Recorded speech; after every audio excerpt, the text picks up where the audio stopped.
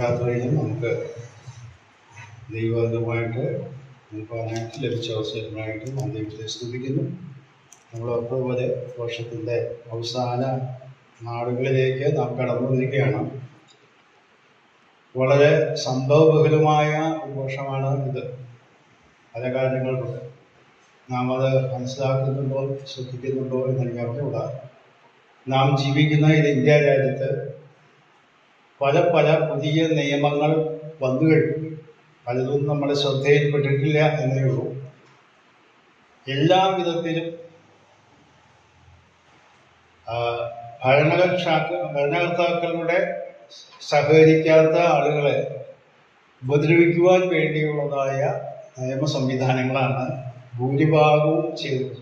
പ്രത്യേകിച്ച് കേന്ദ്ര ഗവൺമെന്റ് അവരോട് സഹകരിക്കാത്ത എല്ലാവരെയും എന്ന് പറഞ്ഞാൽ രാഷ്ട്രീയമായിട്ടായാലും നമ്മെ സംബന്ധിച്ചിടത്തോളം അത് അതിൻ്റെതായ ദുരിതം നമ്മൾ ഈ കേരളത്തിൽ അത്ര അധികം അനുഭവിക്കുന്നില്ല എന്ന് ഒരിക്കലും ക്രമേണ അതിൻ്റെതായ സാധ്യതകൾ വർദ്ധിച്ചു വരികയാണ്.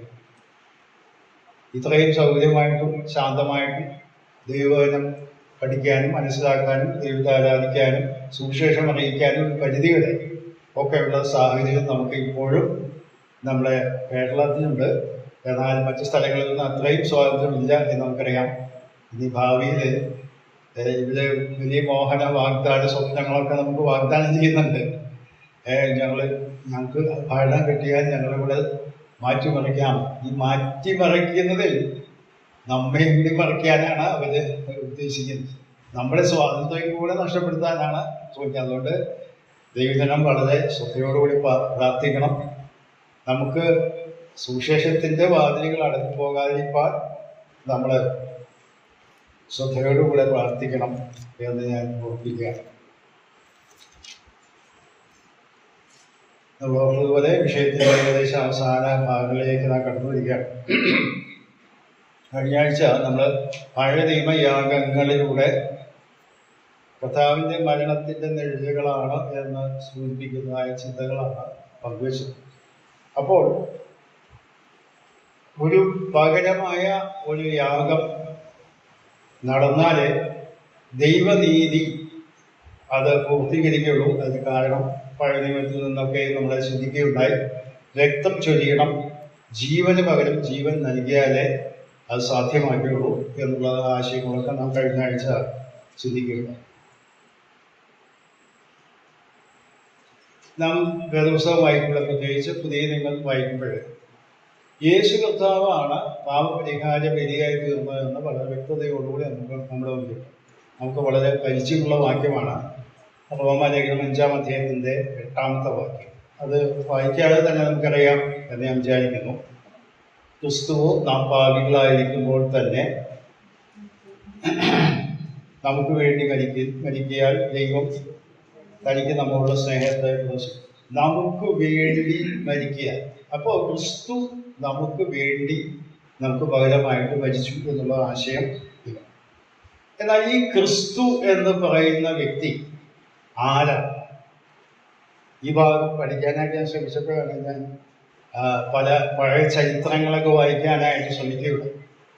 ക്രൈസ്തവ ലോകത്ത് ആദ്യ നൂറ്റാണ്ടുകൾ മുതൽ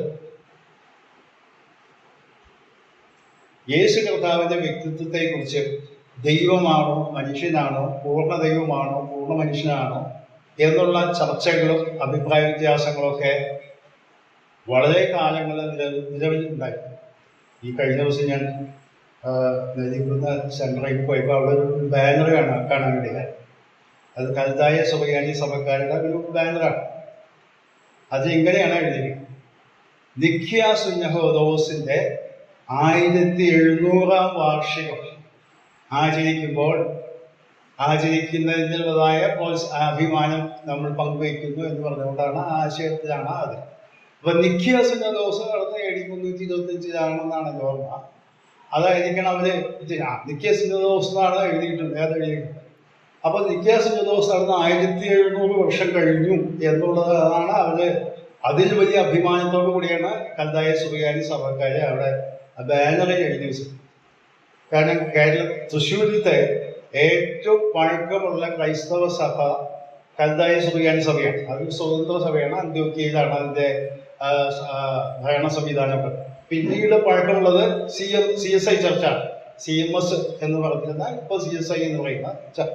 പിന്നെയാണ് ഈ പുത്തമ്പള്ളിയൊക്കെ വന്നത്. അതാണ് പുത്തൻ പള്ളി എന്ന് പറയുന്ന പല കത്തോലിക്കയുടെ പള്ളി എന്ന് പറഞ്ഞാൽ പുത്തമ്പള്ളി. അതിന് ശക്തൻ തമ്മിയാന്റെ കാലത്തൊക്കെ വന്ന് ഇപ്പോൾ അതുവഴി പ്രബലമായിരുന്നു. അപ്പോൾ ഇവിടെ ഏറ്റവും പുരാതനമായ സഭയാണെന്ന് അവകാശപ്പെടുന്ന ആ സഭക്കാരുടെ എഴുത്ത് ഞാൻ കണ്ടപ്പോൾ ഞാനത് പെട്ടെന്ന് ശ്രദ്ധിക്കുകയുണ്ടായി. കഴിഞ്ഞ ദിവസമാണ് എനിക്ക് ശ്രദ്ധയിൽപ്പെട്ടത്. ഞാൻ ആ വീട്ടിൽ നടന്നു പോകുക. സാധാരണ നടന്ന് അധികം പോകാറില്ല, ബൈക്കിലോ കാറിലൊക്കെ പോകാറുമ്പോൾ ഇതത് ശ്രദ്ധിക്കാറില്ല. നടന്നിങ്ങനെ പോയപ്പോൾ ഇവര് ബാനർ അവിടെ കുറച്ച് ദിവസമായി വെച്ചിട്ടത്. അപ്പോൾ 2025 അത്. അപ്പോൾ 325 കണക്കൂട്ടിയായിരിക്കും 1700 എന്നാണ് വെച്ചിട്ടുള്ളത് തോന്നുന്നു.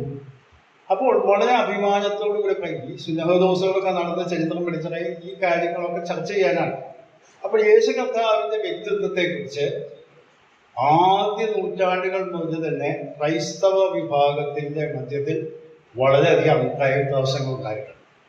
ഇന്ന് കാണുന്ന സഭകളിലും പല പല വ്യത്യാസങ്ങളുണ്ട് എന്ന് നമുക്ക് ശ്രദ്ധിച്ച് പഠിച്ചാൽ അറിയാം. യേശു കർത്താവിന്റെ വ്യക്തിത്വത്തിന്റെ അടിസ്ഥാനത്തിലാണ്, ആ വ്യാഖ്യാനങ്ങളുടെ അടിസ്ഥാനത്തിലാണ് ഈ സഭകളൊക്കെ തന്നെ പലതും വിഘടിച്ച് നിൽക്കുന്നതിന്റെ കാര്യം. ആരാധനാക്രമം, പ്രാർത്ഥനാക്രമങ്ങളൊക്കെ വ്യത്യാസമുണ്ട് എന്നുള്ളത് ശരിയാണെങ്കിലും പ്രധാന വിഷയം കേന്ദ്രീകരിച്ചിട്ടുള്ളത് യേശു കർത്താവിന്റെ വ്യക്തിത്വത്തിന്റെ അടിസ്ഥാനത്തിലാണ്. പൂർണ്ണ ദൈവമല്ലെന്നും ഒരു കൂട്ടർ പഠിപ്പിക്കുന്നത് യേശു കർത്താവ് ദൈവപുത്രനായിട്ട് ജനിച്ചു എന്നുള്ളതൊക്കെ ശരിയാണെങ്കിലും ശരിയായിട്ട് ദൈവത്തിന് ലഭിച്ച സ്ഥാനപ്പെട്ടപ്പോഴാണ്. കാരണം അപ്പോഴാണ് പരിശുദ്ധാത്മാവ് വന്നത്. മരിക്കുന്ന സമയത്ത് ദൈവത്തിന് മരിക്കാൻ സാധ്യതയുണ്ടല്ലോ. അപ്പൊ അതുകൊണ്ട് ദൈവത്തെ അവനെ വിട്ടുപോയി, മനുഷ്യനായിട്ട് അവൻ മരിച്ചു എന്നും പഠിപ്പിക്കുന്ന ക്രൈസ്തവ വിഭാഗങ്ങളുണ്ട്. ഞാൻ അവരുടെ പേരൊന്നും പറയുന്നില്ല, അത് നിങ്ങൾക്ക് ശ്രദ്ധിച്ചാൽ അറിയാൻ പറ്റും. അങ്ങനെ പല പല വ്യത്യാസങ്ങളുള്ള സഭാവിഭാഗങ്ങൾ നമ്മുടെ നാട്ടിലുണ്ട്.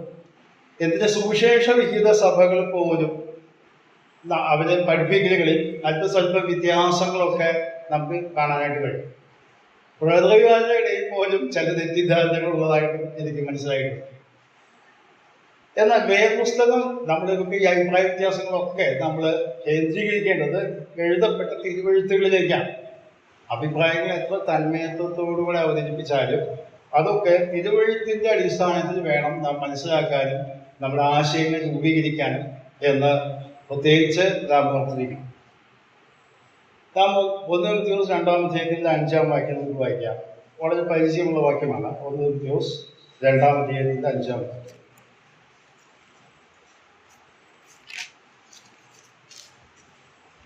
ദൈവം ഒരുവനല്ലോ, ദൈവത്തിനും മനുഷ്യർക്കും മധ്യസ്ഥനും ഒരുവൻ. എല്ലാവർക്കും വേണ്ടി മറുവിലെ തന്നെത്താൻ കൊടുത്ത മനുഷ്യനായ ക്രിസ്തു യേശു തന്നെ. അപ്പൊ അവിടെ 2-3 കാര്യങ്ങൾ പറയുന്നുണ്ട്. പ്രധാനപ്പെട്ട കാര്യം അവിടെ വായിക്കുന്നത് മനുഷ്യനായ തീർന്ന ക്രിസ്തു യേശു തന്നെയാണ് ഈ ദൈവത്തിനും മനുഷ്യർക്കും മധ്യസ്ഥനായി. നമുക്ക് അതിൽ ആക്ഷേപമൊന്നുമില്ല, കാരണം അതങ്ങനെ തന്നെയാണ്. എന്നാൽ അതോടനുബന്ധിച്ച് പലരും പറയുന്ന ഒരു ആശയം, യേശു ക്രിസ്തു മനുഷ്യന്റെയും ദൈവത്തിന്റെയും മധ്യസ്ഥനായിട്ടുണ്ട്. അതെങ്ങനെ നിൽക്കാൻ കഴിയും? അതാണ് ഇവിടെ പറയുന്നത്. യേശു ക്രിസ്തു ദൈവ മനുഷ്യനാണ്. അതാണ് പറഞ്ഞതിന്റെ അർത്ഥം. ഒരേ സമയത്ത് ദൈവവും ഒരേ സമയത്ത് മനുഷ്യനുമായി തീർന്ന വ്യക്തിയാണ് യേശു ക്രിസ്തു.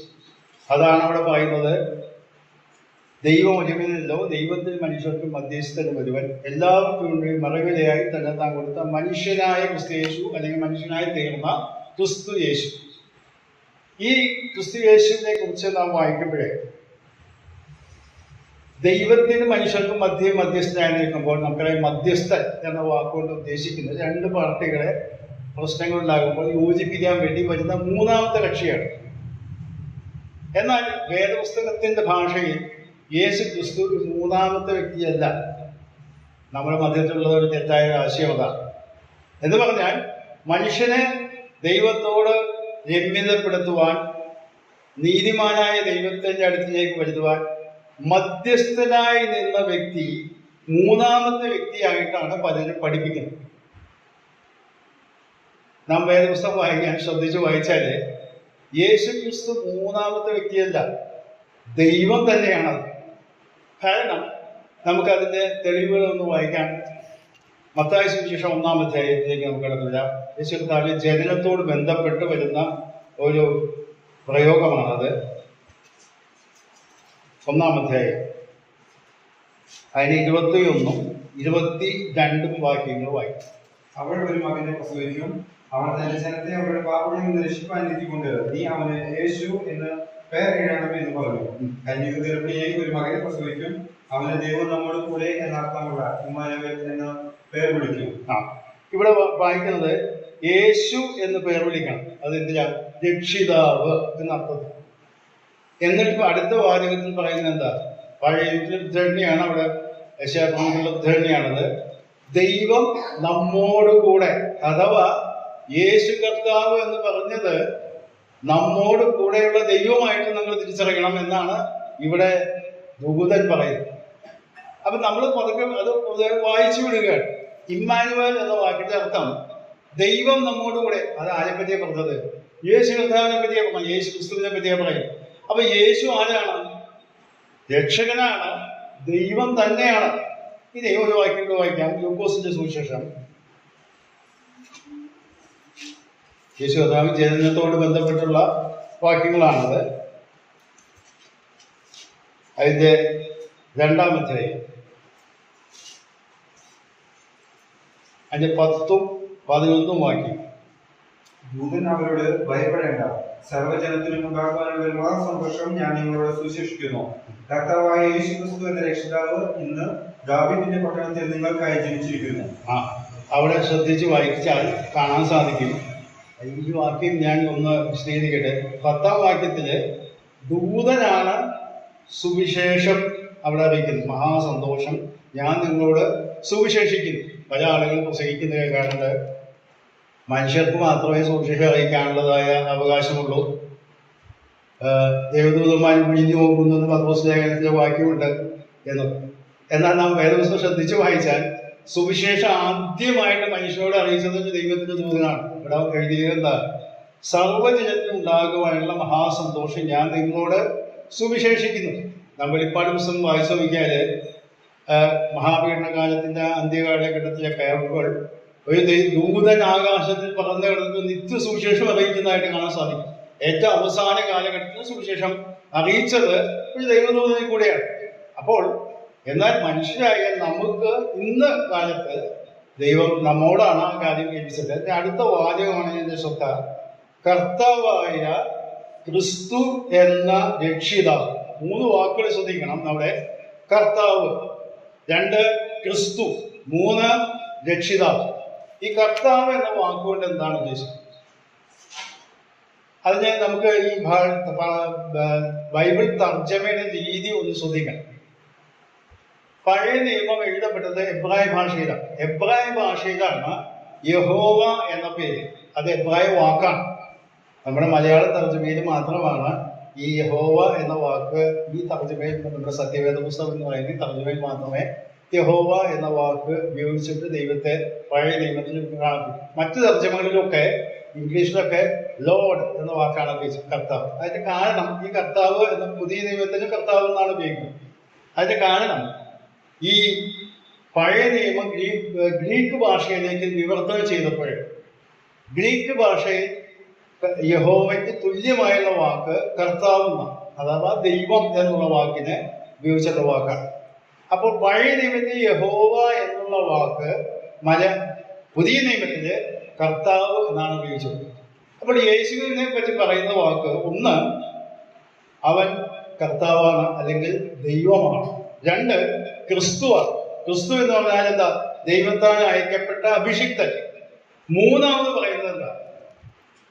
രക്ഷിതാവ്. അപ്പോൾ 3 വിധത്തിൽ യേശുവിനെ ജനനത്തിൽ തന്നെ വിഭജിക്കപ്പെട്ടിരിക്കുകയാണ്. അപ്പൊ നാം മനസ്സിലാക്കേണ്ടത് മനുഷ്യനും ദൈവത്തിനും ഇടയ്ക്ക് നിന്ന ഒരു മധ്യസ്ഥൻ എന്ന നിലയിൽ വേദപുസ്തകം പഠിപ്പിക്കുന്നുണ്ടെങ്കിലും അത് 3ാമത്തെ കക്ഷിയായിട്ടല്ല. രക്ഷാപ്രവർത്തനത്തിൽ ദൈവവും യേശു ക്രിസ്തുവും അവരുടേതായ പങ്ക് നിർവഹിച്ച് അവർ 2 പേരുമാണ് രക്ഷയുടെ കാരണക്കാരൻ. ഇത് പറയുമ്പോൾ പലർക്കും പലരുടെ മനസ്സിലുള്ള ആശയങ്ങളൊക്കെ വ്യത്യാസപ്പെടും. എന്താ പറയുമ്പോൾ വേദപുസ്തകം അങ്ങനെ പറഞ്ഞല്ല പഠിപ്പിക്കും. നമ്മൾ ഒന്ന് വാക്യങ്ങൾ ഞാൻ നിങ്ങളെ ശ്രദ്ധയിലേക്ക് കൊണ്ടുവരാം. തീത്തോസിന്റെ ലേഖനം 1-ാം അധ്യായം അതിന്റെ 1-ാം വാക്യം ആദ്യം വായിക്കാം. നമ്മുടെ രക്ഷിതാവായ ദൈവത്തിന്റെ കൽപ്പന പ്രകാരം എന്നെ ഫലമേൽപ്പിച്ച പ്രസംഗത്താൽ. അപ്പൊ അവിടെ വായിച്ച് ശ്രദ്ധിച്ചോ, നമ്മുടെ രക്ഷിതാവായ ദൈവം. പുതിയ നിയമത്തിൽ ദൈവം എന്ന് പറഞ്ഞിട്ടുള്ളത് പിതാവായ ദൈവത്തെയാണ്. ഇനി ആ വാക്യം അതേ അധ്യായത്തിന്റെ തന്നെ 4-ാം വാക്യത്തിലേക്ക് എഴുതുക, പിതാവായ ദൈവത്തിൽ നിന്നും നമ്മുടെ രക്ഷിതാവായ ക്രിസ്തുയേശുവിൽ നിന്നും. അപ്പൊ ക്രിസ്തുയേശുവിനെ രക്ഷിതാവ് എന്ന് പറയുന്നു, ദൈവത്തെയും അതേ ഭാഗത്ത് രക്ഷിതാവെന്നു. അതിന്റെ അർത്ഥം അപ്പോസ്തലന്മാർ മനസ്സിലാക്കിയ കാര്യം, പഴയ നിയമത്തിൽ വെളിപ്പെട്ട യഹോവയായ ദൈവം തന്നെയാണ് മനുഷ്യനായിട്ട് അവതരിച്ച് മനുഷ്യരൂപമെടുത്ത് യേശുവായിട്ട് ഈ ഭൂമിയെ കടന്നു. അല്ലാതെ ഗ്രേഡ് കുറഞ്ഞ ദൈവമായിട്ടല്ല. ഫിലിപ്പിയർ ലേഖനം 2-ാം അധ്യായം നമ്മൾ പലപ്പോഴും വായിക്കുന്ന ഭാഗമാണ്. ഫിലിപ്പിയർ ലേഖനം 2-ാം അധ്യായത്തിന്റെ ആ ഭാഗം നമുക്ക് പലപ്പോഴും നാം ഓർക്കുന്ന ഭാഗമാണ്. 6-ഉം 7-ഉം വാക്യങ്ങളാണ്.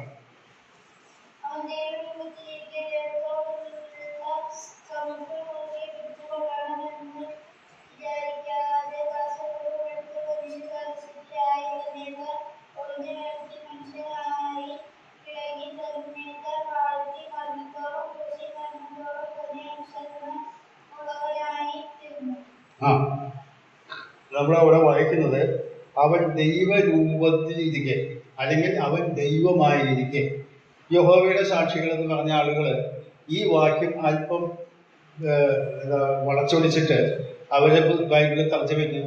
ദൈവത്തിന്റെ ഒരു രൂപത്തിൽ ഇരിക്കെ എന്നാണ് അവരുടെ ബൈബിളിൽ തർജ്ജമ ചെയ്തത്. എന്നിട്ട് തർക്കിക്കുമ്പോൾ അവർ യേശുക്രിസ്തു പൂർണ്ണ ദൈവത്തെ ഒരു രൂപമാണ് ദൈവത്തിന്റെ എന്ന് മാത്രമേ വേദപുസ്തകം പറഞ്ഞിട്ടുള്ളൂ. വാക്യം ഇങ്ങനെ. അപ്പൊ ഞാൻ ഈ വാക്യം വായിച്ചപ്പോൾ ഞാൻ അവരുടെ ബൈബിളിൽ അവർ കാണിക്കുന്നത് അവൻ ദൈവത്തിന്റെ ഒരു രൂപത്തിൽ ഇരിക്കുകയാണ്. ശരിയായി പറഞ്ഞ അവൻ ദൈവമായിരിക്കെ എന്ന് തന്നെയാണ്. ദൈവമായിരിക്കെ ദൈവത്തോടുള്ള സമത്വം മുറുകെ പിടിച്ചോളണമെന്ന് വിചാരിക്കാതെ ദാസരൂപം എടുത്തു മനുഷ്യനെ. അപ്പോൾ മനുഷ്യരൂപം എടുത്തതും ദാസനായി തീർന്നതും ദൈവം തന്നെയാണ്, പൂർണ്ണമായ ദൈവമായ വ്യക്തിയാണ്. എന്നാൽ അവൻ ദൈവം മനുഷ്യനായി തീർന്നത് എന്തുകൊണ്ടാണ്? മരിക്കണമെങ്കിൽ മനുഷ്യനാവായാലും മരിക്കാൻ നിർത്തിയുള്ളൂ. ദൈവം മാത്രമായിരുന്നാൽ മരിക്കാൻ സാധ്യമല്ല. മാത്രമല്ല, നാം തിമോഥെയോസ് ലേഖനത്തിൽ വായിച്ചപ്പോൾ മനുഷ്യനും ദൈവത്തിനും ഒരുപോലെ സ്വീകാര്യനാകണമെങ്കിൽ അവൻ ദൈവവും മനുഷ്യനും ആകണം. നമ്മൾ എബ്രായ ലേഖനത്തിൽ വായിക്കുമ്പോൾ നാം കാണുന്നുണ്ട്, നമുക്ക് വേണ്ടി സഹതാപം കാണിക്കുന്ന മഹാപുരോഹിതനാണ് അവൻ എന്ന് പറയുന്നത് നമ്മോട് പാപം ഒഴികെ നമുക്ക് സകലത്തിലും തുല്യമായി പരീക്ഷിക്കപ്പെട്ടവനാണ് എന്ന് പറഞ്ഞാൽ, നാം യേശു കർത്താവിനെ നോക്കുമ്പോൾ മനുഷ്യത്വം കാണുമ്പോൾ മനുഷ്യനുള്ളതായ പാപമൊഴിച്ചുള്ള എല്ലാ ബലഹീനതകളും അസ്വസ്ഥതകളും ആളുകളാൽ പരിഹസിക്കപ്പെടുന്ന ഒക്കെ നേരിട്ട വ്യക്തിയായിട്ടാണ് യേശുവിനെ നാം കാണുന്നത്. അപ്പോൾ നമുക്കത് ഉൾക്കൊള്ളണമെങ്കിൽ നമ്മുടെ രൂപത്തിൽ വന്ന ഒരു വ്യക്തി. നാം യോഹന്നാന്റെ സുവിശേഷം നമുക്ക് വളരെ നല്ല പരിചയമുള്ള വാക്യമാണ്. അവിടെ വായിക്കുന്നത് എന്താ? യോഹന്നാന്റെ സുവിശേഷം 1-ാം അധ്യായത്തിൽ നാം വായിക്കുന്നു, ഞങ്ങൾ പിതാവായ ദൈവത്തെ ആരും ഇന്നാളും കണ്ടിട്ടില്ല എന്ന് പറഞ്ഞുകൊണ്ടാണ് ആ ഭാഗമൊക്കെ ആരംഭിക്കുന്നത്. യോഹന്നാന്റെ സുവിശേഷത്തില് അതിന്റെ 1-ാമത്തെ അധ്യായത്തിൽ പറയുന്നു,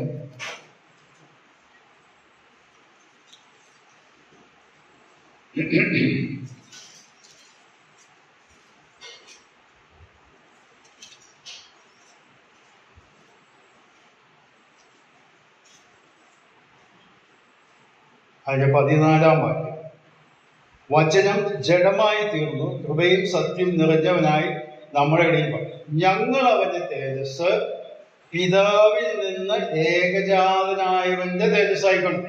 എന്ന് പറഞ്ഞാൽ പിതാവായ ദൈവത്തിന്റെ ഏകജാതൻ എന്ന് പറഞ്ഞാൽ അതേ സ്വരൂപമായിട്ട് ഇബ്രാഹിം ആരംഭിക്കുമ്പോൾ നാം ഇബ്രാഹിം ആരംഭിക്കുമ്പോൾ അത് പറയുന്നുണ്ട്, അവൻ തത്വത്തിന്റെ പ്രഭയും ദൈവത്തിന്റെ തേജസ് വെളിപ്പെടുത്തിയവനുമാണ്. ദൈവപ്രതിമ എന്ന വാക്കൊക്കെയാണ് നമുക്ക് മലയാളത്തിലെ പല ഭാഗങ്ങളിൽ വെളിപ്പെടുത്തി കാണിക്കാനായിട്ട് കാണും. അപ്പോൾ യേശു കർത്താവ് രക്ഷാപ്രവർത്തനത്തിൽ പിതാവായ ദൈവത്തിന്റെ ഹിതം നിർവഹിച്ച് മനുഷ്യനായി ചെയ്തു എന്ന് പറഞ്ഞാൽ അതൊരു മൂന്നാം കക്ഷിയായിട്ടല്ല യേശു കർത്താവ് അവിടെ ചെയ്തത്. നമ്മുടെ മനസ്സിലാക്കാൻ ധാരണകളുണ്ട് എന്നെനിക്കറിയാം, അതുകൊണ്ടാണ് ഞാനത് ഊന്നി പറയും. എന്നാൽ നാം ഒരു കാര്യം മനസ്സിലാക്കണം. യെശയ്യാപ്രവചനം 53-ാം അധ്യായത്തിൽ നാം കാണുന്നത് പല ഭാഗത്തും കാണുന്നുണ്ട്, അവനെ തകർത്തുകളുവാൻ യഹോവയ്ക്ക് ഇഷ്ടം തോന്നി, നമ്മുടെ പാപം അവന്റെ മേൽ ഭവിച്ചു. അതൊക്കെ ശരിയാണ്, അത് തെറ്റല്ല, അതൊക്കെ ശരിയാണ്. അത് അങ്ങനെ തന്നെ പുതിയ നിയമത്തിൽ ഉദ്ധരിക്കപ്പെട്ടിട്ടുണ്ട്. അത് പാപപരിഹാര ബലി എന്ന നിലയിൽ ചെയ്ത കാര്യമാണ്. മർക്കോസിന്റെ സുവിശേഷം 14-ാം അധ്യായത്തിലേക്ക് നാം കടന്നു വരുമ്പോൾ കർത്താവ് തന്നെ സഖര്യാപ്രവചനത്തിന്റെ ഒരു ഉദ്ധരണി അവിടെ പറയുന്നതായിട്ട് കാണാൻ സാധിക്കും. മർക്കോസിന്റെ സുവിശേഷം 14-ാം അധ്യായം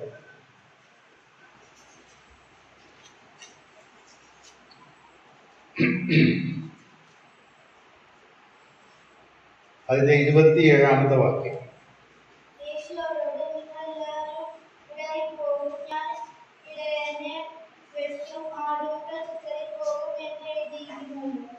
ഇത് സഖര്യാപ്രവചനം 13-ാം അധ്യായത്തിന്റെ 7-ാം വാക്യമാണ് പറയുന്നത്.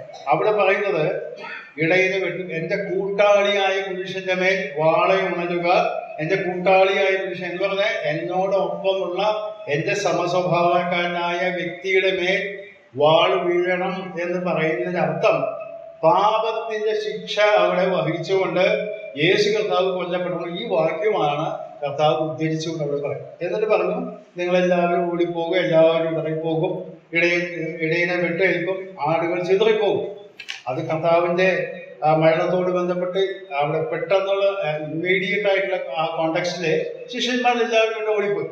എന്നാൽ സഖര്യാപ്രവചനം നാം വായിച്ചാല് അവിടെ അത് ഇസ്രായേൽ ജനത്തോട് ബന്ധപ്പെട്ട് പറയുന്ന ഒരു കാര്യമായിട്ടാണ് നമുക്ക് മനസ്സിലാക്കാൻ സാധിക്കും. സഖര്യാവിന്റെ പ്രവചനം 13-ാം അധ്യായത്തിലേക്ക് നമുക്ക് കടന്നു വരാം.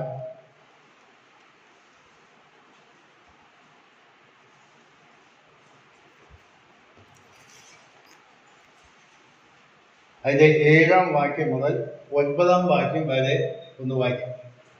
വാളെ എന്റെ നേരെ, എന്റെ ഇടയന്റെ നേരെയും എന്റെ കൂട്ടാളിയായ പുരുഷന്റെ നേരെയും ഉണരുക എന്ന് സൈന്യങ്ങളുടെ യഹോവയുടെ അരുളപ്പാട്. ആടുകൾ ചിതറിപ്പോകേണ്ടതിന് ഇടയനെ വെട്ടുക. ഞാൻ ചെറിയവന്റെ നേരെ കൈതിരിക്കും. എന്നാൽ സർവ്വദേശത്തിലും 2/3 ഛേദിക്കപ്പെട്ട് പ്രാണനുകൾ, 1/3 ശേഷിച്ചിരിക്കുമെന്ന് യഹോവയുടെ അരുളപ്പാട്. 1/3 ഞാൻ തീയിൽ കൂടി കടത്തി, വെള്ളി ഊതിക്കഴിക്കുന്നത് പോലെ അവരെ ഊതിക്കഴിക്കും, പൊന്ന് ശോധന കഴിക്കുന്ന പോലെ അവരെ ശോധന കഴിക്കും. അവർ എൻ്റെ നാമത്തെ വിളിച്ചപേക്ഷിക്കുകയും ഞാൻ അവർക്ക് ഉത്തരമരുളുകയും ചെയ്യും. അവർ എൻ്റെ ജനമെന്ന് ഞാൻ പറയും, യഹോവ എൻ്റെ ദൈവമെന്ന് അവർ പറയും. ഇത് ഇസ്രായേൽ ജനത്തിന് ഭാവിയിൽ സംഭവിക്കാനിരിക്കുന്ന കാര്യത്തെ കൂടി ഉൾപ്പെടുത്തിക്കൊണ്ടാണ് ഈ പ്രവചനം പറയുന്നത്. അവിടെ പറയുന്നത്, വാളെ എൻ്റെ ഇടയന്റെ നേരെയും എൻ്റെ കൂട്ടാളിയായ പുരുഷൻ. ഇവിടെ കൂട്ടാളി എന്ന് പറയുന്നത് എൻ്റെ കൂടെയുള്ള വ്യക്തി എന്ന് പറയുന്ന ആ വ്യക്തിത്വത്തെ എന്ന് പറഞ്ഞാൽ പഴയ നിയമത്തില് പുത്രൻ തമ്പുരാനെ കുറിച്ചുള്ള വ്യക്തത കൃത്യമായിട്ട് മനസ്സിലാക്കാനായിട്ട് അന്നത്തെ യഹൂദർക്ക് കഴിഞ്ഞിരുന്നില്ല. ദൈവത്തിന്റെ ദൂതൻ എന്ന നിലയിൽ ഒക്കെ വെളിപ്പെടുന്നതായിട്ട് കാണാൻ സാധിക്കും. നാം പല ഭാഗങ്ങളിൽ ശ്രദ്ധിച്ച് വായിച്ചാലും അറിയാം, ദൈവത്തിന്റെ ദൂതൻ അബ്രഹാമിന്റെ അടുത്ത് വന്നു സംസാരിച്ചു എന്നൊക്കെ നാം വായിക്കും. പിന്നീട് പറയുന്നത് എന്താ പറയാമോ, ഞാൻ യഹോവ അബ്രഹാമിനോട് എന്നാണ് പറയുന്നത്. എന്ന് പറഞ്ഞാൽ ഈ വ്യക്തി ദൈവമാണ്, ഈ വെളിപ്പെട്ട ദൈവം യേശു ക്രിസ്തുവാണ്. കാരണം ദൈവത്തെ ആരും ഒരു നാളും കണ്ടില്ല, ദൈവം ആത്മാവാണ്. എന്നാൽ മനുഷ്യർക്ക് വെളിപ്പെടുത്തി കൊടുത്തത് പുത്രൻ തമ്പുരാന്റെ മശിഹായുടേതായ വെളിപ്പാടുകളാണ് എന്ന് കാണാനായിട്ട് സാധിക്കും. ഇവിടെ സഖര്യാപ്രവചനത്തിലെ പ്രധാനപ്പെട്ട ലക്ഷ്യം അവിടെ ഞാൻ പെട്ടെന്ന് പറഞ്ഞു പോവുകയാണ്. 2/3 ഛേദിക്കപ്പെടുമെന്ന് പറഞ്ഞാൽ ഇസ്രായേൽ ജനത്തില് പിന്നീട് കടന്നു വരുമ്പോൾ അവരെ നശിപ്പിക്കപ്പെടുവാനായിട്ട് പോവുകയാണ്. 1/3 മാത്രമേ രക്ഷിക്കപ്പെടൂ എന്ന് പറഞ്ഞാൽ അതും അവരെ തീയിൽ കൂടി കടത്തിയിട്ടാണ് വെള്ളി ഊതി കഴിക്കുന്ന പോലെ കഴിച്ച് ശോധന ചെയ്ത് കഴിക്കുന്നതൊക്കെയാണ് എന്ന് പറയുന്നത്. പറഞ്ഞാൽ മഹാപീഡനത്തിൽ കൂടെ ആ മൂന്നിലൊരു അംശം പോലും മഹാപീഡനത്തിൽ കൂടെ കടന്നുപോയി ശുദ്ധീകരിച്ച് അവരെ വീണ്ടെടുക്കും. ഈ പ്രവചനമാണ് ഇവിടെ പറയുന്നത്. അതിനാദ്യമായിട്ട് പറയുന്നത് ഈ ഇടയൻ വെട്ടേറ്റ് മരിക്കണം. ഇതിന്റെ പശ്ചാത്തലം മനസ്സിലാക്കിയാല് യെശയ്യാപ്രവചനം 53-ാം അധ്യായം ശ്രദ്ധിച്ചു വായിച്ചു നോക്കിയാൽ നമുക്കറിയാം. അവിടെ തുടങ്ങുന്നത് എങ്ങനെയാണ്? ഞങ്ങൾ കേൾപ്പിച്ചത് ആർ വിശ്വസിച്ചിരിക്കുന്നു, യഹോവയുടെ ഭുജം ആർക്ക് വെളിപ്പെട്ടിരിക്കുന്നു, അവൻ ഇളയതായിപ്പോലെ എന്നൊക്കെ പറഞ്ഞിട്ട് അവിടെ പറയുന്ന വാചകം ദൈവം അവനെ ശിക്ഷിച്ചും ദണ്ഡിപ്പിച്ചിരിക്കുന്നു എന്ന് നമ്മൾ വിചാരിച്ചു. എന്നാൽ അവൻ നമ്മുടെ അതിക്രമങ്ങൾ നിമിത്തം മരിച്ചു. ഇത് കർത്താവിനോട് ബന്ധപ്പെട്ടാണ് പറയുന്നത് എങ്കിൽ തന്നെ യഹൂദജനം ഭാവിയിൽ യേശു കർത്താവിന്റെ മരണത്തെ ഓർത്ത് ദുഃഖിച്ച് മശിഹയായിട്ട് അംഗീകരിക്കുമ്പോൾ പറയാൻ പോകുന്ന വാചകമാണ്. എന്ന് പറഞ്ഞാൽ അവർ കുത്തിയവങ്കിലേക്ക് നോക്കും എന്ന് നാം പ്രവചനത്തിൽ വായിക്കുന്നുണ്ടല്ലോ.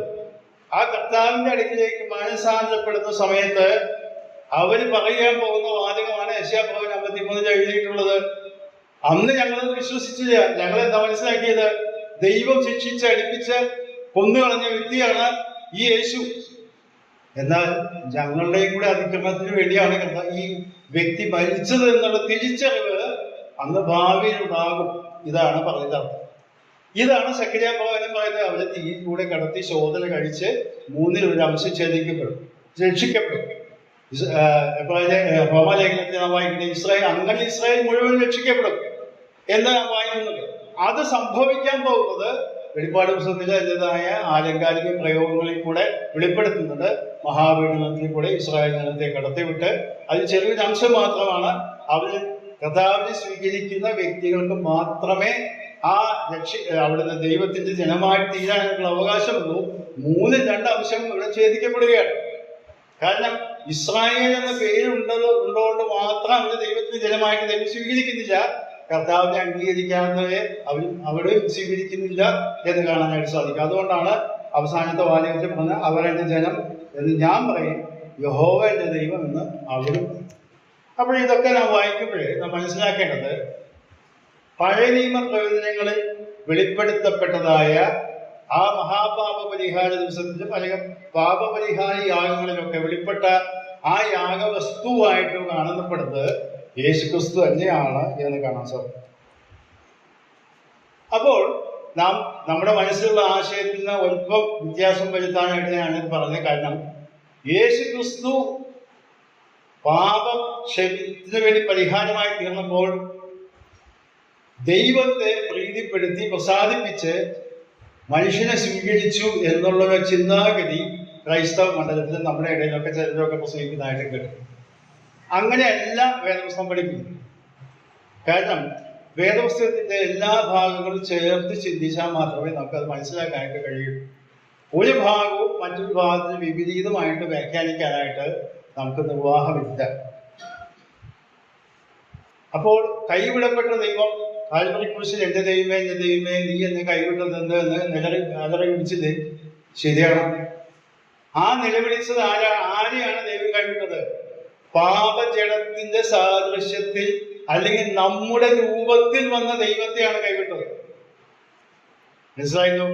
നമ്മുടെ രൂപത്തിൽ വന്ന മനുഷ്യനായി തീർന്ന പാപമില്ലാത്ത പാപജടത്തിന്റെ സാദൃശ്യത്തിൽ വന്നതായ ദൈവപുത്രൻ പാപയാഗമാക്കുമ്പോൾ അല്ലെങ്കിൽ പാപമാക്കുമ്പോൾ, കൊരിന്ത്യർ ലേഖനത്തിന്റെ ഭാഷയിൽ പറഞ്ഞാൽ പാപമാക്കുമ്പോൾ 3 മണിക്കൂർ സമയം പിതാവായ ദൈവം കൈവിട്ടു. ആ 3 മണിക്കൂർ സമയം കൈവിട്ടത് നരകയാതനയുടെ അനുഭവത്തിൽ കൂടെ മനുഷ്യൻ കടന്നു പോകുന്ന ആ അനുഭവം താൻ അനുഭവിച്ചറിയുന്നതാണ്. നമുക്ക് ഉൽപ്പത്തി പുസ്തകത്തിൽ ആദം പാപം ചെയ്തപ്പോൾ തിന്നുന്ന നാളിൽ നീ മരിക്കും എന്നാണ് പറഞ്ഞത്. എന്നാൽ ആദം മരിച്ചത് 930 വർഷം ജീവിച്ചിരുന്നിട്ടാണ്.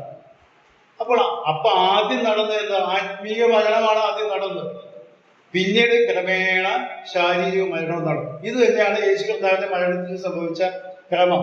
3 മണിക്കൂർ സമയം ദൈവത്താൽ കൈവിടപ്പെട്ടപ്പോൾ നിത്യനാശത്തിന്റെ ആ നരകശിക്ഷയുടെ ആ അനുഭവത്തിൽ കൂടെ പുത്രൻ കടന്നുപോയി. അതുപോലെ പിന്നീട് താൻ ശാരീരിക മരണം അനുഭവിച്ചു. ശാരീരിക മരണം അനുഭവിച്ചത് ചില മണിക്കൂറുകൾ മാത്രമാണ്. 3-ാം നാളിൽ ഉയർത്തെഴുന്നേറ്റു എന്നാണ് വായിക്കുന്നത്. എന്ന് പറഞ്ഞാൽ വെള്ളിയാഴ്ച ദിവസമാണ് കർത്താവ് മരിച്ചതെങ്കിൽ 3 മണി മുതൽ 6 മണി വരെയുള്ള ആ സമയത്താണ് കർത്താവ് മരിക്കുന്നത്. ശനിയാഴ്ച മുഴുവനായിട്ടുണ്ട്. ഞായറാഴ്ച രാവിലെ 6 മണി മുതൽ 9 മണി വരെയുള്ള ആ പ്രഭാത സമയത്താണ് കർത്താവ് ഉയർത്തെഴുന്നേൽക്കുന്നത്. ഞാൻ നേരത്തെ പറഞ്ഞതുപോലെ, നമുക്കറിയാവുന്നതുപോലെ യഹൂദന്മാരെ ദിവസം ആരംഭിക്കുന്നത് രാവിലെ 6 മണിക്കാണ്. രാവിലെ 6 മണിക്ക്, സന്ധ്യയ്ക്ക് 6 മണിക്കാണ് ആരംഭിക്കുന്നത്. അപ്പോൾ സന്ധ്യയ്ക്ക് 6 മണിക്ക് ആരംഭിച്ച് പിറ്റേ ദിവസം രാവിലെ 6 മണിയാകുമ്പോഴും അടുത്ത ദിവസം ആരംഭിക്കുക, അങ്ങനെ ആണ് ദിവസം. നമ്മുടെ പോലെ 12 മണിക്ക് ആരംഭിക്കുക എല്ലാം ചെയ്യും. അങ്ങനെയുള്ള വ്യത്യാസം നാം തിരിച്ചറിയണം. അതുകൊണ്ടാണ് ഈ സമയക്രമത്തിൽ വ്യത്യാസം വരുന്നത്. അല്ലെങ്കിൽ യേശു കർത്താവ് വെള്ളിയാഴ്ച മരിച്ചു എന്ന് പറയുമ്പോഴേ ഞായറാഴ്ച ഞാനത് വന്ന് വിളിച്ചപ്പോൾ പറയുകയുണ്ടായി, ഇന്ന് നമ്മെ സംബന്ധിച്ചിടത്തോളം ഇന്ന് വെള്ളിയാഴ്ചയാണ്. എന്നാൽ യഹൂദയെ സംബന്ധിച്ചിടത്തോളം ഇന്ന് ശനിയാഴ്ചയാണ്. കാരണം 6 മണി കഴിഞ്ഞാൽ അവന്റെ ദിവസം ആരംഭിച്ചു കഴിഞ്ഞു. അപ്പോൾ ശബത്ത്, അത് കർത്താവിന്റെ മരണത്തോട് ബന്ധപ്പെട്ട് നാം വായിക്കുന്നത്, ശബത്ത് ആരംഭിക്കാറായി. അതുകൊണ്ട് വേഗം മൃതശരീരം കുരിശിൽ നിന്ന് ഇറക്കണമെന്ന് പിലാത്തോസിനോട് പറഞ്ഞ് ആവശ്യപ്പെട്ടത് എന്തുകൊണ്ടാണെന്ന് അറിയാമോ? ശബത്ത് ദിവസം ആരംഭിക്കാൻ പോവുകയാണ്. സന്ധ്യ 6 മണിയായാൽ ശനിയാഴ്ച ആരംഭിക്കാൻ പോവുകയാണ്. അപ്പൊ അതിന് മുമ്പ് ഈ മൃതശരീരം അടക്കണം. അപ്പോൾ യേശു കർത്താവ് മരിച്ചെങ്കിലും ആ മരണം ഒരു ചെറിയ 3-ാം ദിവസം ഉയർത്തെഴുന്നേൽക്കുന്ന അവിക്രമം മാത്രമേ ഉണ്ടായുള്ളൂ. അതുകൊണ്ടാണ് അപ്പോസ്തലനായ പത്രോസ് പ്രസംഗിക്കുന്നത്, കർത്താവായ യേശു ക്രിസ്തു ദ്രവത്വം കണ്ടില്ല. നമുക്കറിയാം, യോഹന്നാന്റെ സുവിശേഷം 11-ാം അധ്യായത്തില് ലാസർ മരിച്ച് അടക്കപ്പെട്ടത് 4-ാം ദിവസമായി എന്ന് പറയുമ്പോഴേ മാർത്ത പറയുന്നുണ്ട്, 4-ാം ദിവസമായപ്പോൾ എന്താ പറഞ്ഞത്? നാറ്റം വെച്ച് തുടങ്ങി എന്ന് പറഞ്ഞാൽ ദ്രവത്വം ആരംഭിച്ചു. അപ്പോൾ 4-ാം ദിവസം ആകുമ്പോഴേക്കും ദ്രവത്വം ആരംഭിച്ചു കഴിഞ്ഞു. അതുകൊണ്ടാണ് ദ്രവത്വം ആരംഭിക്കുന്നതിന് മുൻപേ തന്നെ കർത്താവ്, പത്രോസ് സങ്കീർത്തനം 16 ഉദ്ധരിച്ചുകൊണ്ട് പറയുന്നുണ്ട്, ഞാൻ തിരഞ്ഞെടുത്ത എൻ്റെ ദാസൻ ദ്രവത്വം കാണുകയില്ല. അപ്പോൾ 3-ാം ദിവസം തന്നെ കർത്താവ് ഉയർത്തെഴുന്നേറ്റു. ഞാൻ പറയാൻ ഉദ്ദേശിച്ചത്, കർത്താവിന്റെ മരണം എന്ന് പറയുന്നത് പിതാവായ ദൈവം പുത്രനാം ദൈവം ചേർന്ന് നടത്തിയ ഒരു കാര്യമാണ്. യോഹന്നാന്റെ സുവിശേഷം, യോഹന്നാന്റെ ലേഖനം 1 യോഹന്നാൻ 4-ാം അധ്യായത്തിലേക്ക് നമുക്ക് കടന്നു വരാം. 1 യോഹന്നാൻ 4-ാം അധ്യായം.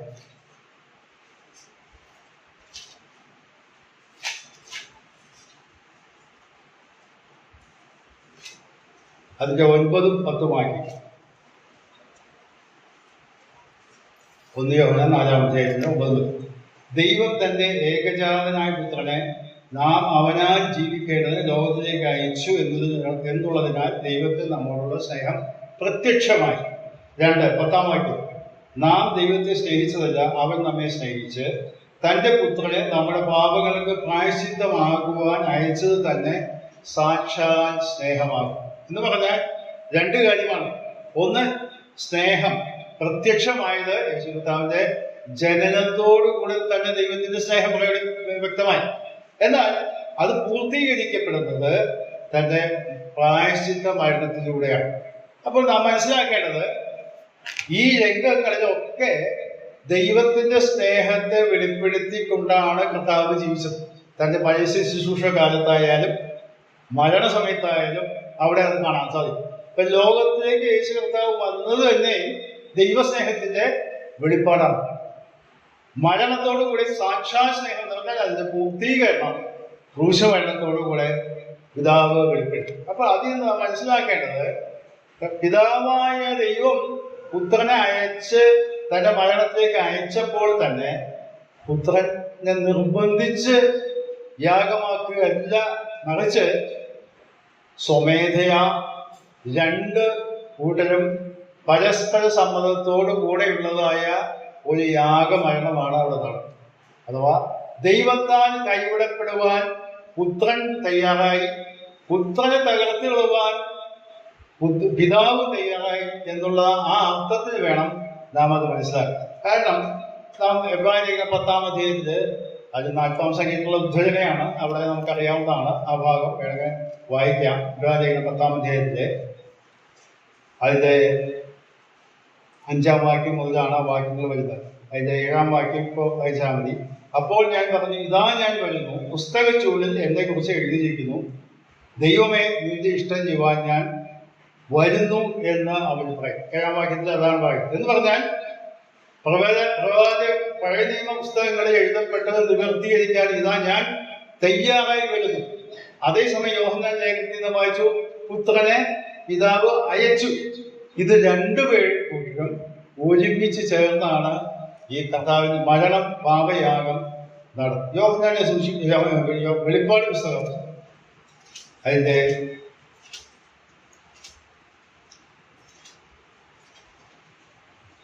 നമ്മൾ മുമ്പൊരിക്കൽ വായിച്ചതാണ്. 7-ാം അധ്യായത്തിന്റെ 10-ാം വാക്യം.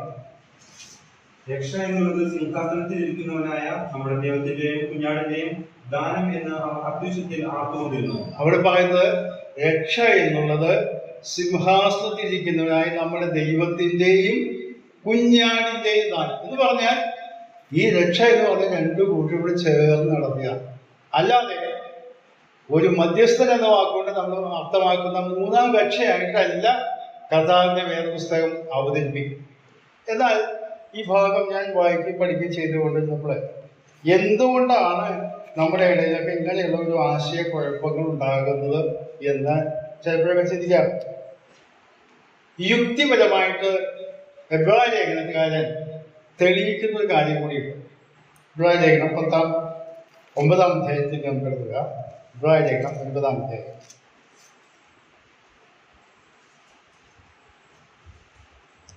അതിന്റെ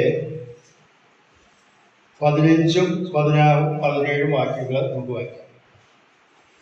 അത് നിമിത്തം ആദ്യ നിയമത്തിലെ ലംഘനങ്ങളിൽ നിന്നുള്ള വീണ്ടെടുപ്പിനായി ഒരു മരണമുണ്ടായിട്ട് നിത്യാവകാശത്തിന്റെ വാഗ്ദത്തം വിളിക്കപ്പെട്ടവർക്ക് ലഭിക്കേണ്ടതിന് അവൻ പുതിയ നിയമത്തിന്റെ മധ്യസ്ഥനാകും.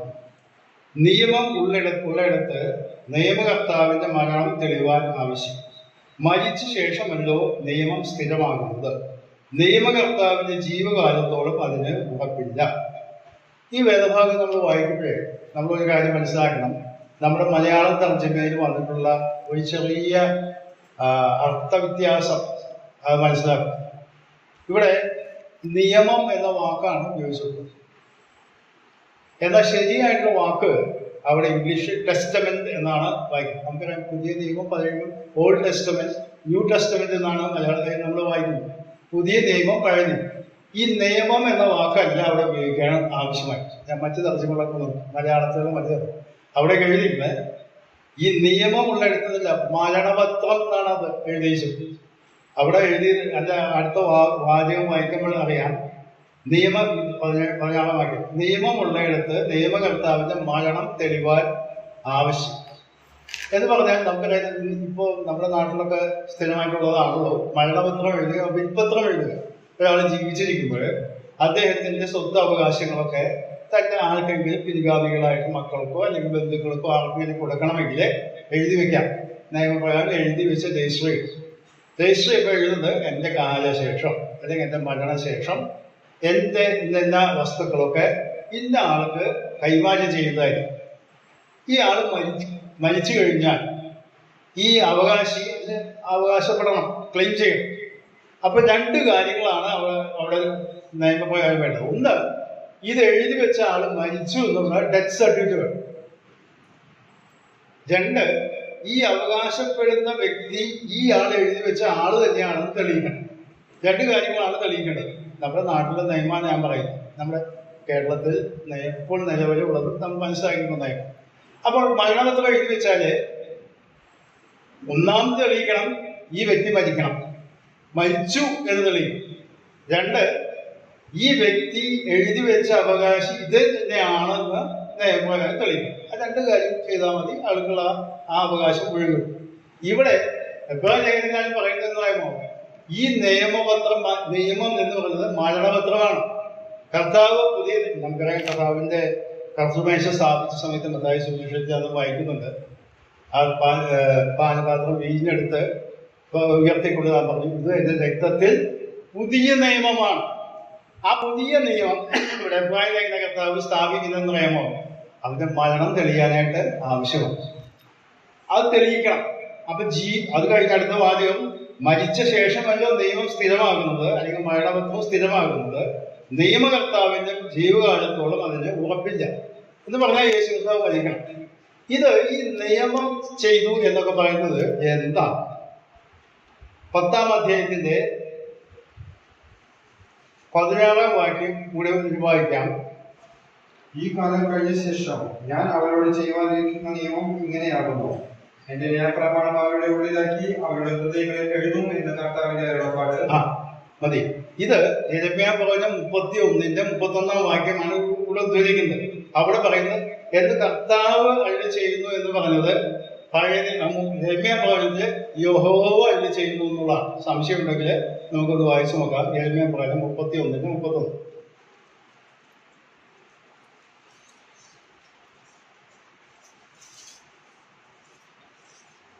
ഞാൻ ഇസ്രായേൽ ഗൃഹത്തോടും യഹൂദ ഗൃഹത്തോടും പുതിയൊരു നിയമം ചെയ്യുന്ന കാലം വരും എന്ന് യഹോവയുടെ അരുളപ്പാട്. ഞാൻ നേരത്തെ പറഞ്ഞതുപോലെ പഴയ നിയമത്തിൽ യഹോവ എന്നുള്ളത് പുതിയ നിയമത്തിലെ ഗ്രീക്ക് തർജ്ജമ വന്നപ്പോഴേ കർത്താവ് മാറ്റി. അതാണ് ഇവിടെ ഉദ്ധരിക്കുന്നത്. അപ്പോൾ ഇവിടെ പറയുന്നത് കർത്താവ് അരുളി, അവിടെ യഹോവ അരുളി ചെയ്യുന്നു, ഇവിടെ കർത്താവ് അരുളി ചെയ്യുന്നു.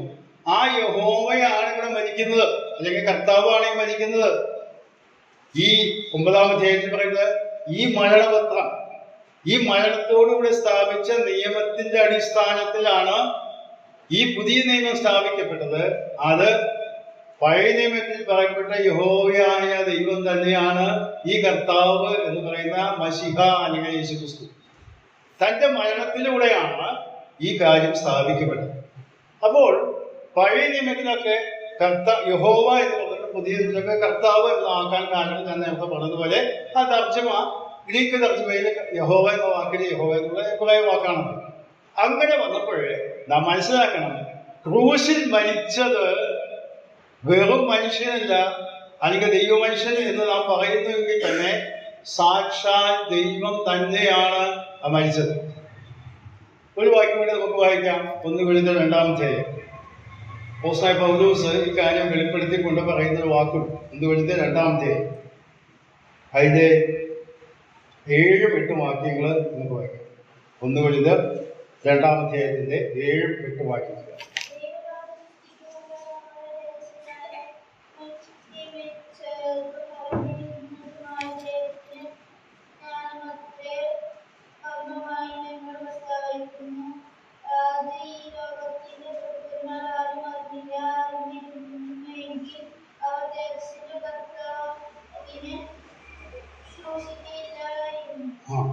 അവിടെ വായിക്കുന്ന വാക്കുകൾ ശ്രദ്ധിക്കുക.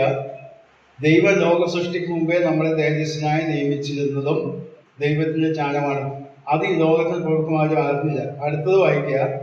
അറിഞ്ഞിരുന്നെങ്കിൽ അവർ തേജസ്സിന്റെ കർത്താവിനെ ക്രൂശിക്കുകയില്ലായിരുന്നു എന്ന് പറഞ്ഞാൽ ആ ക്രൂശിക്കപ്പെട്ട വ്യക്തി തേജസ്സുള്ള കർത്താവാണ് എന്നുള്ള തിരിച്ചറിവ് യഹൂദജനത്തിനുണ്ടായില്ല.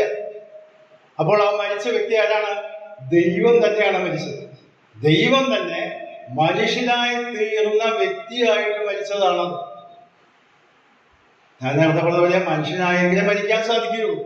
അപ്പോൾ തന്നെ നാം തിരിച്ചറിയണം, അത് മരിച്ചത് ദൈവ മനുഷ്യനായി തീർന്ന കർത്താവായ യേശുക്രിസ്തുവാണ്. അല്ലാതെ ഒരു സാധാരണ മനുഷ്യനായിട്ടല്ല. മനുഷ്യനാണെങ്കിൽ പാപമുണ്ടല്ലോ. പാപമില്ലാത്ത വ്യക്തിയായിട്ട് പാപത്തിന് പകരമായിട്ട് മരിച്ചത് കാൽവരി ക്രൂശിൽ യേശു ക്രിസ്തു എന്ന് പറയുന്ന വ്യക്തി തേജസ്സിന്റെ കർത്താവാണ്. ആ തേജസ്സിന്റെ കർത്താവാണ് ക്രൂശിൽ മരിച്ചത് എന്നാണ് നാം തിരിച്ചറിയുന്നത്. ഞാൻ നേരത്തെ പുതിയ നിയമത്തിൽ നിന്നുള്ള തെളിവുകൾ വായിച്ചല്ലോ. ജനിച്ചപ്പോൾ തന്നെ കർത്താവിനെ കുറിച്ച് പറഞ്ഞത് ഇമ്മാനുവേൽ, ദൈവം നമ്മോടുകൂടെ. അപ്പൊ ദൈവം നമ്മോടുകൂടെ മനുഷ്യരൂപം എടുത്തതാണ് യേശു കർത്താവ്. ഒരു സംശയത്തിന് നമുക്ക് അവകാശം. മരിച്ചപ്പോഴും തേജസ്സിന്റെ കർത്താവായിട്ടാണ് മരിച്ചത് എന്നാണ് പൗലോസ് അവിടെ ചെയ്യുന്നത്. എന്ന് പറഞ്ഞാൽ ദൈവത്തിന് മരിക്കാൻ കഴിയില്ലെങ്കിലും ദൈവ മനുഷ്യനായിട്ടിരുന്നുകൊണ്ട് എനിക്ക് മരിക്കാൻ കഴിയുമായിരുന്നു എന്നാണ് വേദപുസ്തകം നമ്മൾ പറയുന്നത്. അതായത് ദൈവവും മനുഷ്യനും രണ്ട് വ്യക്തികളായിട്ട് നിൽക്കുമ്പോൾ അതിന്റെ ഇടയ്ക്ക് വന്ന മധ്യസ്ഥനായ യേശു ക്രിസ്തു മനുഷ്യനായി തീർന്ന ആ ദൈവമനുഷ്യനായി തീർന്ന യേശു ക്രിസ്തു മൂന്നാമതൊരു കക്ഷിയല്ല. അവര് രണ്ടുപേരുമാണ് ഇതിന്റെ കാരണക്കാർ. 2 കൊരിന്ത്യർ 5-ാം അധ്യായത്തിലേക്ക് നമുക്ക് ഒരു വാക്കുകൂടി വായിച്ച് ഈ ഭാഗം അവസാനിപ്പിക്കാം ഞാൻ വിചാരിക്കുന്നു. 2 കൊരിന്ത്യർ 5-ാം അധ്യായം നമുക്ക് വളരെ പരിചയമുള്ള വാക്യങ്ങളാണ്. അതിന്റെ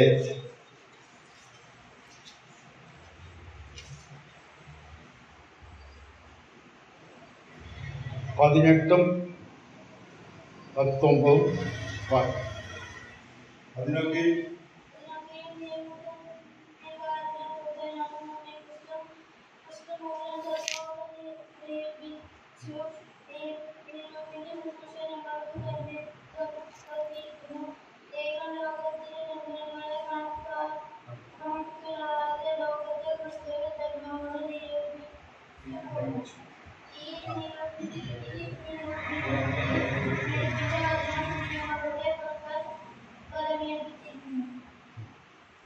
അതിനൊക്കെയും ദൈവം തന്നെ കാരണമാണ്. അവൻ നമ്മെ ക്രിസ്തു മൂലം തന്നോട് നിരപ്പിച്ചു. ഇതാണ് പ്രധാന സത്യം. അപ്പൊ യേശു കർത്താവിന്റെ ക്രൂശിലൂടെ ദൈവം ചെയ്ത കാര്യം മനുഷ്യവർഗത്തെ, പാപികളായ മനുഷ്യനെ നമ്മൾ ദൈവത്തോട് നിരപ്പിക്കുകയാണ്, യോജിപ്പിക്കുകയാണ് എന്നുള്ളത് കേസ് ലേഖനത്തിലെ ആശയം നാം കാണുന്നുണ്ട്. അപ്പോൾ നാം പിന്നെ ഒരു കാര്യം കൂടി ചേർത്ത് പറയാനുള്ളത്, കൊലോസ് ലേഖനത്തിലേക്ക് നാം വരുമ്പോൾ യേശു കർത്താവിന്റെ ദൈവത്വത്തെ ഊന്നി പറയുന്ന ചില വാക്കുകൾ മാത്രം വായിച്ച് ഞാൻ മുമ്പോട്ട് പോകാൻ ആഗ്രഹിക്കുന്നു. കൊലോസ് ലേഖനം അതിന്റെ 2-ാം അധ്യായത്തിന്റെ 9-ാമത്തെ വാക്യം. അവനിലല്ലോ ദൈവത്തിന്റെ സർവസമ്പൂർണതയും ദേഹരൂപമായി വസിക്കും. അപ്പോൾ സർവസമ്പൂർണതയും എന്ന് പറഞ്ഞാൽ ദൈവം ആരാണോ അത് പൂർണ്ണമായ രൂപത്തിൽ ശരീരമായി വെളിപ്പെട്ടതാണ് യേശുക്രിസ്തു. ഇത് അതിന്റെ 20-21 വാക്യങ്ങൾ വായിക്കാം. നിങ്ങൾ ക്രിസ്തുവിനോട് കൂടെ ലോകത്തിന്റെ 1-ാം അധ്യായത്തിന്റെ 20-21. കൊലോസ്യർ 1:20. അവനിൽ സർവസമ്പൂർണതയും വസിപ്പാനും അവൻ ക്രൂശിൽ ചൊരിഞ്ഞ രക്തം കൊണ്ട് അവൻ മുഖാന്തരം സമാധാനം ഉണ്ടാക്കി ഭൂമിയിലുള്ളതോ സ്വർഗത്തിലുള്ളതോ സകലത്തെയും അവനെ കൊണ്ട് തന്നോട് നിർമ്മിപ്പാനും പിതാവിന് പ്രസാദം തോന്നി. മുമ്പേ ദുഷ്പ്രവൃത്തികളാൽ മനസ്സുമുണ്ടാകുന്നവരും ശത്രുക്കളുമായിരുന്ന നിങ്ങളെ അവന്റെ മുമ്പിൽ വിശുദ്ധരും നിഷ്കളങ്കരും കുറ്റമില്ലാത്തവരുമായി നിർത്തേണ്ടതിന് അവൻ ഇപ്പോൾ തന്റെ ജഡശരീരത്തിൽ തന്റെ മരണത്താൽ നിരപ്പിച്ചു. അപ്പൊ ക്രൂശിൽ നടന്ന സംഭവം എന്ന് പറയുന്നത് യേശു ക്രിസ്തുവിലൂടെ നമ്മെ ദൈവത്തോട് നിരപ്പിച്ചു എന്ന് പറഞ്ഞാൽ ഇത് യോജിച്ചു പോകാൻ യാതൊരു തടസ്സങ്ങളുമില്ല. തടസ്സങ്ങളൊക്കെ ക്രൂശ് മരണത്തിലൂടെ അത് അവസാനിച്ചു എന്നുള്ളതാണ്. ഈ കാര്യങ്ങളൊക്കെ പറയുമ്പോൾ തന്നെ എൻ്റെ വിഷയം ഇവിടെ അവസാനിക്കുകയാണ്. ഇവിടെ ഒരു പ്രത്യേക വിഷയമുണ്ട്. ആ വിഷയം ഇന്ന് സംസാരിക്കാനായിട്ട് നമ്മളൊന്നും സമയമില്ല. അതുകൊണ്ട് ദൈവം അടുത്ത ആഴ്ച ഞാൻ വിശദീകരണം തരാം. നമ്മുടെ മുമ്പിലുള്ളതായ പലരുടെയും ചിന്താഗതി പഴയ നിയമത്തിൽ ചില വാക്കുകളുടെ എടുത്തിട്ട് ആ കാര്യം വിശദീകരിക്കാനായിട്ട് ശ്രമിക്കാറുണ്ട്. അതിന്റെ വാക്യം ഞാൻ വായിച്ച് കേൾപ്പിച്ചത് 106-ാം സങ്കീർത്തനം. 106-ാം സങ്കീർത്തനം അതിന്റെ 23-ാമത്തെ വാക്യം. ആദ്യം അവരെ നശിപ്പിക്കുമെന്ന് അവൻ അരുളി ചെയ്തു. അവന്റെ വൃദ്ധനായ മോശെ കോപത്തെ ശമിപ്പിക്കാൻ തന്റെ സന്നിധിയിൽ പിളർപ്പിൽ നിന്നില്ലെങ്കിൽ അവൻ അവരെ നശിപ്പിച്ചു കളയുമായിരുന്നു. ഇസ്രായേൽ ജനത്തോട് ബന്ധപ്പെട്ടുള്ളതായ സംഭവമാണ്. അപ്പോൾ നശിപ്പിച്ചു കളയില്ലെങ്കിൽ മോശ അവരെ വിടുവിൽ നിന്നതുകൊണ്ടാണ് എന്നാണ് പറയുന്നത്. ഇനി ഇതോട് ചേർത്ത് ഒരു വാക്യം കൂടി വായിക്കാം. യെഹെസ്കേലിന്റെ പ്രവചനം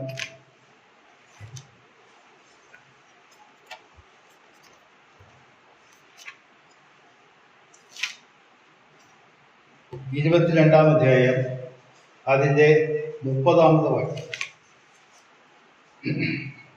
ഞാൻ ദേശത്തെ നശിപ്പിക്കാതെ വണ്ണം അതിനും മതിൽ കെട്ടി എന്റെ മുമ്പാകെ ഇടിവിൽ നിൽക്കേണ്ടതിന് ഒരു പുരുഷനെ ഞാൻ അവരുടെ ഇടയിൽ അന്വേഷിച്ചു, ആരെയും കണ്ടില്ലതാണ്. അപ്പോൾ ഇവിടെ ഈ യേശുവിന്റെ പ്രവചനത്തിൽ ഇടിവിൽ നിൽക്കാൻ ഒരാളെ അന്വേഷിച്ചു, ആരെയും കണ്ടില്ല. അപ്പൊ നമ്മുടെ ഇടയിൽ ഒരു പ്രചാരണത്തിലുള്ളതായ ഉപദേശം മോശ നിന്നതുപോലെ അല്ലെങ്കിൽ ഇവിടെ യഹോവയെ ദൈവം അന്വേഷിച്ച പോലെ ഇടിവിൽ നിൽക്കാനായിട്ട് വന്ന വ്യക്തിയാണ് യേശു ക്രിസ്തു.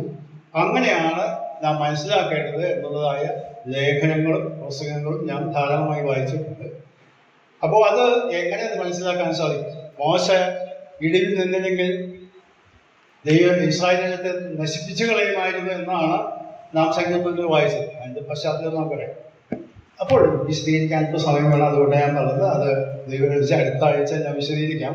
കാരണം അല്പം സമയമെടുത്ത് വിശദീകരിക്കേണ്ട ഒരു കാര്യമാണ്. കാരണം നമ്മുടെ ഇടയിൽ പല പ്രസംഗങ്ങളും പല ധ്യാന ചിന്തകളിൽ കൂടെ, ലേഖനങ്ങളിൽ കൂടെ, ഇംഗ്ലീഷിലുള്ള ലേഖനങ്ങളിൽ കൂടെയൊക്കെ ഞാൻ ഭാഗം വായിച്ചു.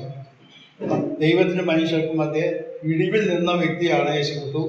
ആ പുരുഷൻ മോശയോട് പോലെ ദൈവജനത്തെ നശിപ്പിക്കാതിരിക്കാൻ നിന്ന വ്യക്തിയാണ് എന്നുള്ളതായ ഒരു ചിന്താഗതി നമ്മുടെ ഇടയിലൊക്കെ പ്രചാരത്തിലുണ്ട്. അങ്ങനെ പ്രസംഗങ്ങൾ ഞാൻ കേട്ടിട്ടുണ്ട്, ഞാൻ വായിച്ചിട്ടുണ്ട്. എന്നാൽ അവിടെ എന്താണ് ഉദ്ദേശിക്കുന്നത് എന്ന് നമ്മളിപ്പോൾ പറഞ്ഞല്ലോ. യേശു കർത്താവ് മൂന്നാമത്തെ വ്യക്തിയായിട്ടല്ല അവിടെ നിൽക്കുന്നത്. താനും പിതാവും ചേർന്ന് ചെയ്ത പ്രവൃത്തിയാണ് രക്ഷാപ്രവൃത്തി. നാം പല ഭാഗങ്ങളിൽ ശ്രദ്ധിച്ചു. എന്നാൽ ഈ ഭാഗത്തോട് അനുബന്ധിച്ച് ഇതെങ്ങനെ നമുക്ക് മനസ്സിലാക്കാൻ, വിശദീകരിക്കാൻ കഴിയും? ഇന്നിപ്പോൾ നമുക്ക് സമയമില്ലാത്തതുകൊണ്ട് കടക്കുന്നില്ല. നിങ്ങൾ ചിന്തിക്കാൻ തരികയാണ്. ദൈവം അടുത്ത ആഴ്ച ഞാൻ ആ കാര്യം വിശദീകരിക്കുന്നതായിരിക്കും. ദൈവം നമ്മെ സഹായിക്കുന്നതാണ്.